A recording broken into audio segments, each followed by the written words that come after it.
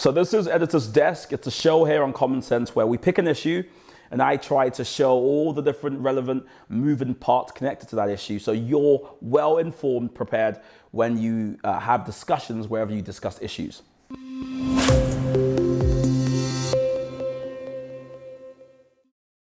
So one of the most frequent things I've heard throughout my whole political life, I suppose, is people say they don't care about politics, right? I was a member of youth parliament when I was 17 years old, and oftentimes I would speak to friends and they would say, I don't care about politics, I don't care about politics. In fact, you listening to this may be telling yourself, I don't care about politics. But I think when people say that they don't care about politics, what they mean is they don't care about party politics, and you would be forgiven for not caring.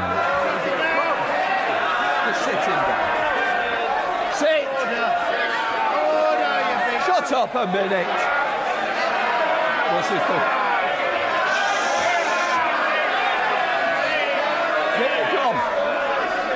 Give me the word in. Order! Order! I say to the honourable gentleman, give me this. I will not tolerate such behaviour. If you want to go out now, but if you stand again, I will order you out. Make your mind up. Either shut up and get out.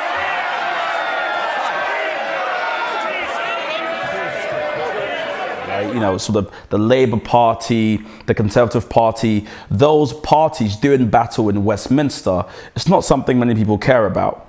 But I think what we need to start doing is reframing what we think of when we say politics, because politics isn't necessarily only about party politics. Instead, it's about how we change society and how we hold those who have power to account. Let's take, for instance, your local neighborhood. Maybe you're not happy with how the bins are being taken out or how frequently the bins are being taken out. That's actually my current issue. I'm from Croydon. I have a Croydon council. And you're thinking, how do I change things? Well, you've got to reach out to the local government. Their resources and money, in the case of Croydon, they've been bankrupt for 3 years, but their resources and money comes from central government. So before you know it, some people, right, in parliament, in government, are going to be responsible for releasing those funds.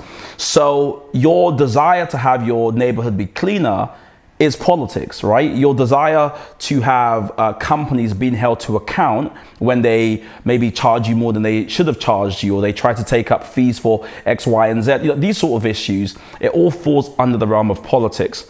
And the truth is, we all do politics. When you decide to comply with a random spike in your rent prices, and you don't sort of seek a way to have that changed by having, say, governments have rent freezes, taking into account the cost of living crisis, things like that, then you are doing politics. And I love a quote that I've often heard said, which is, if you don't do politics, politics does you, essentially, which is a cute way of saying that we are all, unfortunately, political beings, whether we like it or not.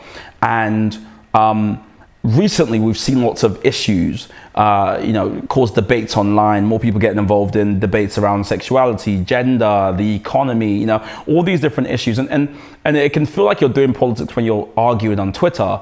But that, again, that's not solely what politics is. I think it's about getting involved in all the interconnected kind of entities that are trying to advance society in some capacity. And so irrespective of how you want to see society develop, you get to have a say in where it should go.